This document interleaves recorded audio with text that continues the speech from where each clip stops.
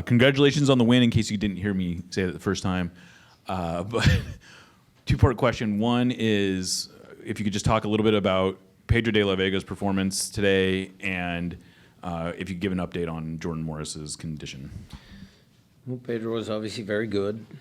In the first half, did he have a ton of impact in the game? There are some moments there, yes. But overall, that was the player that, we thought about that we had. Where has he been? He had some struggles his first year with the injuries. This year, competition's tight, and Jesus was doing a good job on the right-hand side, but they were kind of even, battling it out, and Paul and Kent were on the other side. But he got a chance to play on the left, and he performed really well. Maz, over to you, and then Jada. Well, I forgot the Jordan one. So I'll just make that. So it's an AC joint in his shoulder. He will have to have surgery on that. That'll be on Tuesday, and then we'll follow up with you guys as far as timelines are concerned. We'll wait to see the outcome of the surgery and make sure he's okay, and we'll update you guys on that as we know more information. Go ahead, Maz. Thanks. Brian, three games, 3 goals. If you look at it, it's 2 wins and a draw. Just what's going on with your offense? What's working? Well, we've been scoring timely goals. We've been scoring a lot of goals. We've been scoring, Obed's deflected goal. Maybe there's some luck involved. Things are cyclical. I'm very pleased with the work that Preki does with the group. He's obviously a very good attacker. Some of the ideas that we give to the players, they have to execute, of course. But, I think we did was, a while back, we allowed our guys a little bit more freedom within our structure. And you'll notice Albert not always just in the left pocket, but he'll come over here, and then Obed would rotate up here, and then, Jesus comes inside, and we get a guy here, or Jesus outside, another guy in here. And I just think some of the interchange and just a little bit more free flow within the structure of where we need to make sure we occupy spaces on the field, I think that's helped. Go over to Jada. Brian, congratulations on the win. Wanted to ask a little bit about Daniel and his play. He obviously collided with Jordan, but also with Pedro and one of his own players. Did you see anything that was a sticking point, I guess, in any way, in any of those plays? No, all of those plays were again, goalkeepers have a tough job, especially coming out for balls, coming out for crosses. Obviously, we saw that with Steph.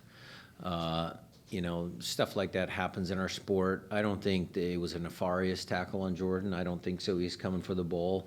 The tackle that garnered a lot of attention when his leg was raised up against Pedro, it looked bad, but he didn't really extend or push or try and really get into Pedro. He kind of drew it back a little bit from the replay that I saw. And then, obviously, when he hit his own player, that was just because Musovski was quicker, and he read the ball, the flight of the ball, and it was a great ball by Albert. And so, that collision happened just because Musovski was, Johnny on the spot there. And then with Pedro on the left side, is that also something that you need to see again? Or, Sure. Yeah. Can you talk a little bit about how you plan to handle the competition between him and Paul, or just even maybe all of the wingers going forward? I've had a lot of time to think about what the final starting group of this year's edition of the team is, and Pedro has now played his way into a conversation on the left side of the field. Anything on this side? Yep, we'll come around the back here, go to George. And Nico, I see your hand raised on Zoom. We'll get to you. Go ahead, George. So, Coach, just wanted to get your opinion on Danny Musovski, because obviously he had to come into the game, and especially the part that he played on the Pedro de la Vega goal. I thought that was really outstanding. Yeah, well, Moose is, creeping up there. I know he's got 8 or 9 goals I think this is career highs for him, so credit to him. He's been a valuable backup in a lot of moments this year. It's unfortunate that, Jordan's back on the injury list, so we'll need to rely on him and make sure that he continues to perform well. All right, Nico, we'll go to you on Zoom. Please go ahead and ask your question. Hey, Brian, congratulations on the win. Just want to get your take on how the team responded going down a goal and then conceding the equalizer to go on to win the match. It was lots of goals this week, so I want to get your thoughts on that. Well, it shows the character of the team to go down a goal and not panic. And the response, the timeliness of the response, that's what I said earlier, the timeliness of goals also matter. You have volumes of goals, but when do you score them? How do you score them? It takes a psychological, it puts a psychological edge back in your favor. If they were able to extend the lead, or continue for 10, 15 minutes, we were sharp and we came right back and scored and made it even again, and the momentum switched back in our favor. So very proud of the group, very happy with the group. They responded very well. Thank you. All right, we'll swing back around to this side of the room. Yep, Adam, I see you.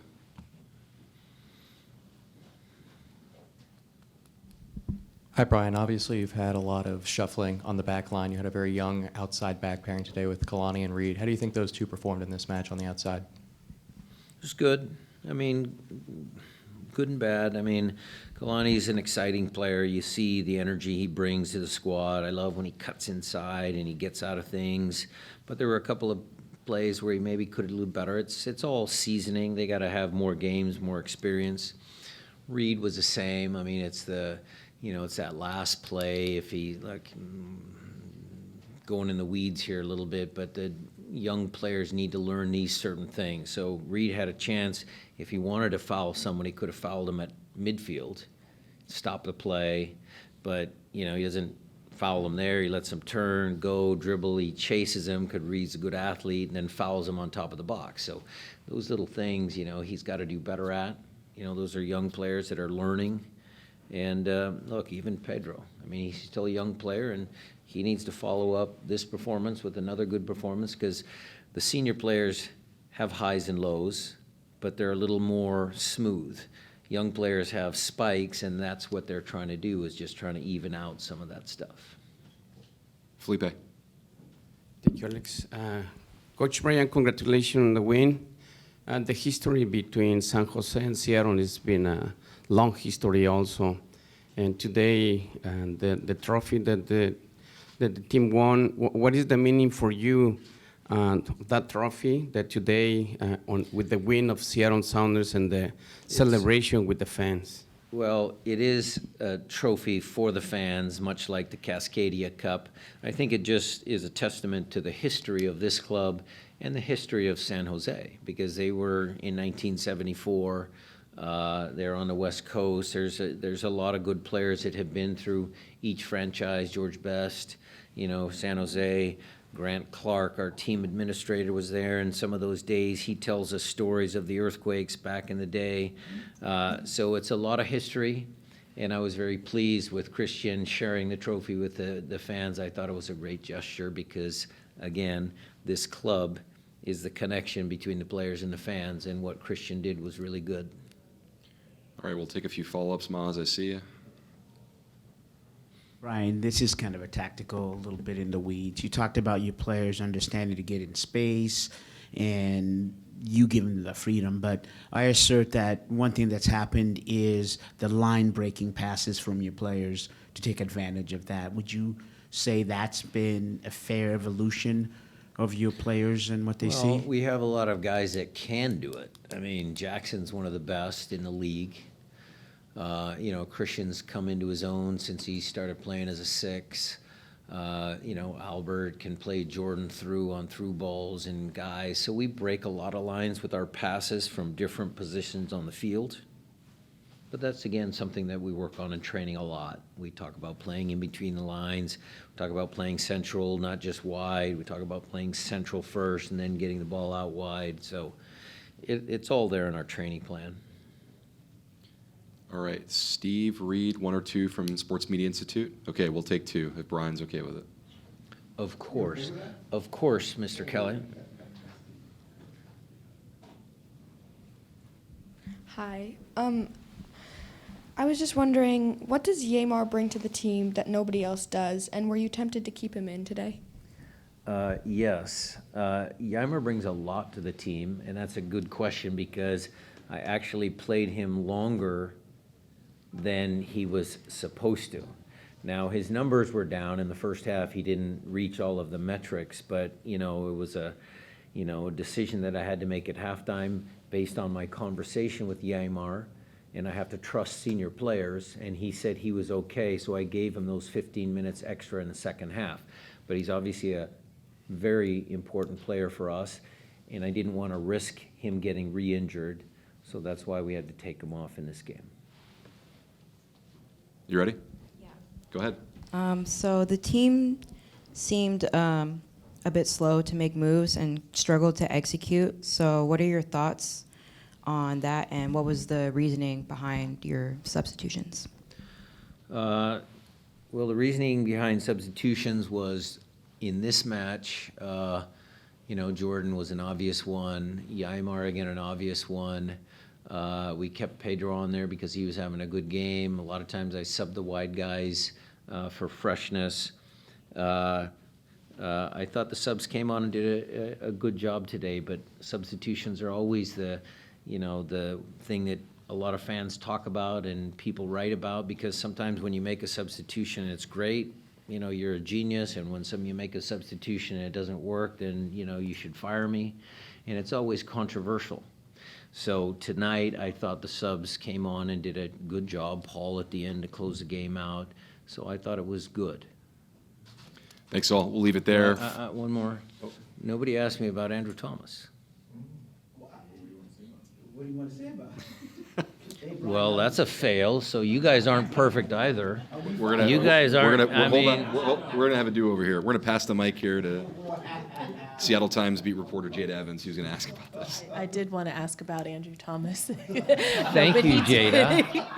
He did have some good saves, though. But just your overall feeling of being able to close out the win, though, was, he helped with that last save. Absolutely. So again, yes, there was some drama at the end of the game. Do I wish we would have kept possession of the ball instead of trying to score the fourth goal? Yes, it would have made things a little bit easier, but you can't take your foot off the gas when the chances are there. But Andrew had a really strong performance. I think he was, upset with himself for the penalty that he gave up in the last game. And as a young goalkeeper, to kind of come back after a situation like that and have a performance like that and make some really strong saves, especially at the end of the game when there's added pressure, I thought he was fantastic tonight. Are we good? Thank you, Jada. Thanks all.